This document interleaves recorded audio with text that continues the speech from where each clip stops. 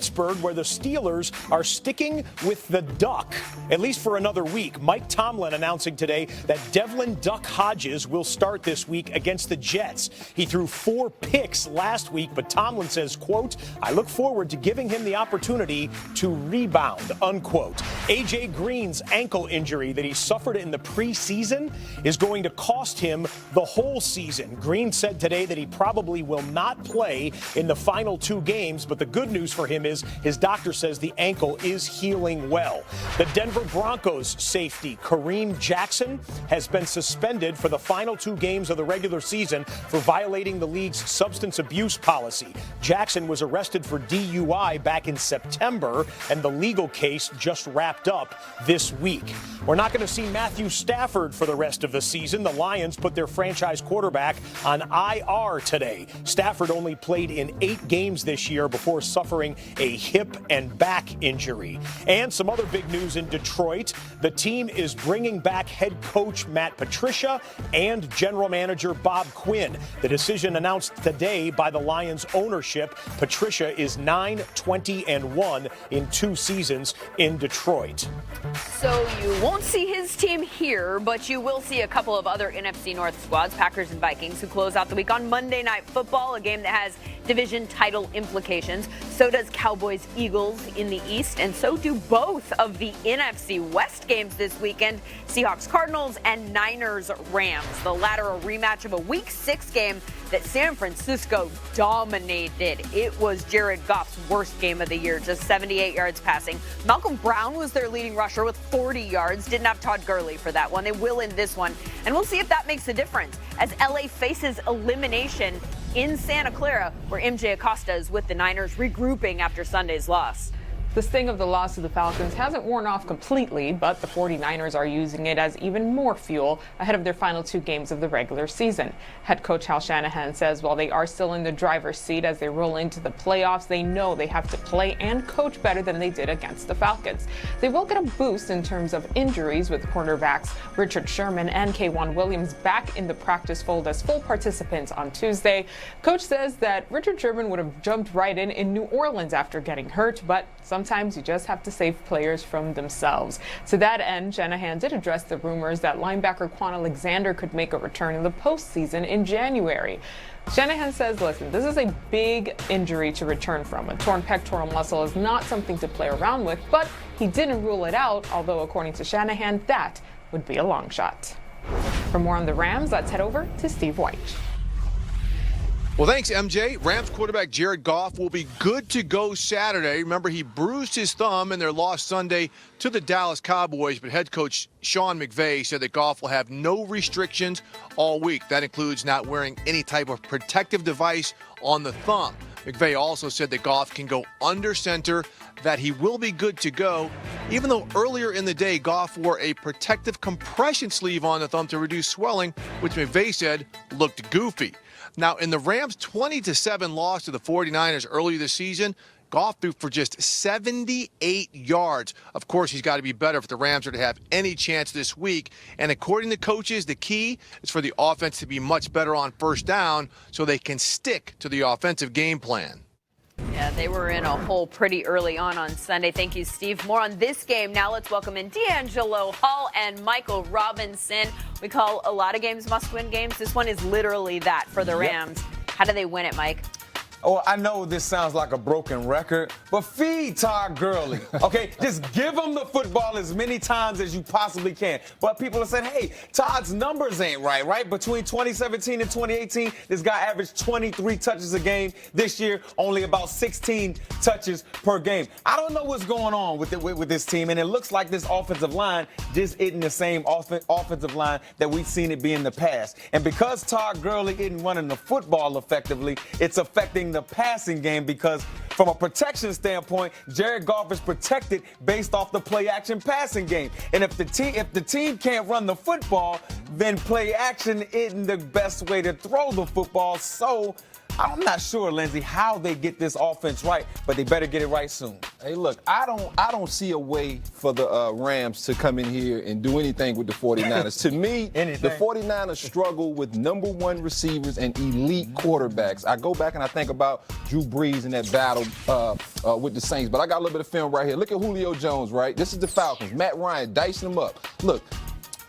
The 49ers are a team that loves to play in zone. So when you get them out of zone and you get them in man-to-man, which they were that last play, which they are this play right here, Michael Thomas, an elite receiver with Drew Brees throwing him the football. Another touchdown. They struggle in those kind of situations. This right here is for the game. And they hop in man-to-man. And I know Richard Sherman isn't out there, but it doesn't matter if Richard Sherman's out there. He's not a man-to-man type of corner. He's a scheme-fit corner. Michael Thomas, again, like I said, an elite receiver with a quarterback throwing the ball. That's Sherman right there trying to cover him. That's actually when he hurts his arm right there, Richard Sherman. So, to me, the Rams just don't have that kind of formula. And there's a couple teams in the playoffs that will give the 49ers some challenges, but it won't be the Rams. I'm sorry. You don't think that Cooper Kupp or Robert Woods or... I don't.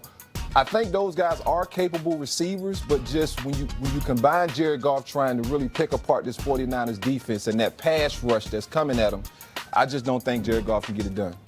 Well, we will see if you're right on Saturday. We do not have to wait until Sunday this week because we've got 3 games right here on NFL Network on Saturday, starting with the Texans-Bucks, followed by Bills-Patriots, and ending the day with the Rams-Niners in primetime. A huge day of football right here on this very channel, Scott. Lindsey, you know tonight is a special night for us here at NFL Network. Tonight, we announce the rosters for the Pro Bowl. Spoiler alert, Lamar Jackson is making the Pro Bowl. He led the league in voting.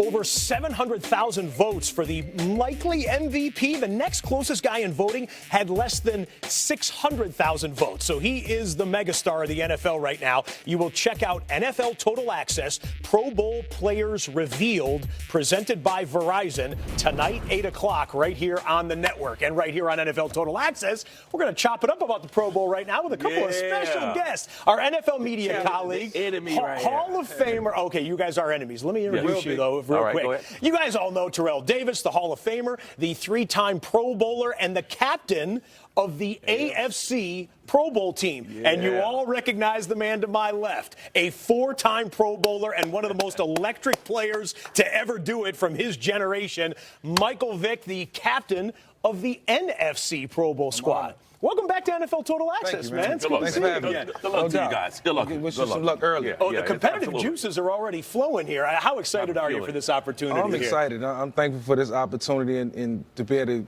be alongside some great players, Hall of Famers. It don't get any bigger than this. So, I'm just going to enjoy the whole ride, the entire week, and especially spending time with the guys. Okay. And what makes tell people what makes the Pro Bowl atmosphere special, the best of the best getting together under one roof? Yeah, you talked about it. I mean, when you're going through a season and you recognize other players who are doing great things, who are great players, it's awesome to be able to get with these guys at the end of the season after the Super Bowl. It used to be after the Super Bowl. Now it's the week before the Super Bowl. To be able to get with them and, fellowship, talk about stories, and just get a chance to hang out, because we don't get a chance to do that a lot, especially not during the season. And off-season guys are all over the place. So the Pro Bowl is a special place. I always cherish the 3 times that I went. It was awesome. And, these guys are going to be blessed to be on this team. Well, we do know Lamar Jackson led the league in votes. So he's in. Now, he hopes he's playing in the Super Bowl. But here's the deal. Here's a weird thing, though. The guy who Lamar Jackson is compared to is this man right here, the greatest dual-threat quarterback in the last quarter century, probably. But he's on the AFC roster, Michael. You're not going to get a chance to coach him up. Luckily for Terrell, there'll be a lot of RPOs in zone reads. Take it easy. It's the Pro Bowl. They're not tackling anyway. I'm going to see what I can design up. Anyway. See what I can cook up and see if I can get that play ran at the Pro Bowl. I'm pretty sure I can come up with something. You need to go back into the Michael Vick experience playbook then to pull out some. Remember the Michael Vick experience? Absolutely. How about this, guys? The roster's announced in less than an hour here. Give me a player that you hope makes the roster because you want to meet him or hang out with them or talk football with That's him. probably a given, and I met this guy a couple weeks ago. It's Jalen Ramsey. He was full of energy, very vibrant personality, and, even though I'm 15 years his senior, Sure. the mutual respect was there. So he's a guy that I would like to hang out with and get to know. Got to think he's got a good shot, man. He's a difference maker on the defensive side of the football. He had a change in teams, throughout the course of the season, but, sometimes that can affect you, but we'll see. But he'd be NFC if he gets voted in as a Los Angeles Ram. How about a guy you'd like to meet or hang out with? Probably Travis Kelce, man. Yeah, he's just because of his personality. I've met him just briefly a few years back, but we didn't get a chance to really hang out. So hopefully he makes it, get a chance to hang out with Travis Kelce, because what I see on the football field, not only a great player, but a guy that has a personality that's bigger than life. And absolutely. Always.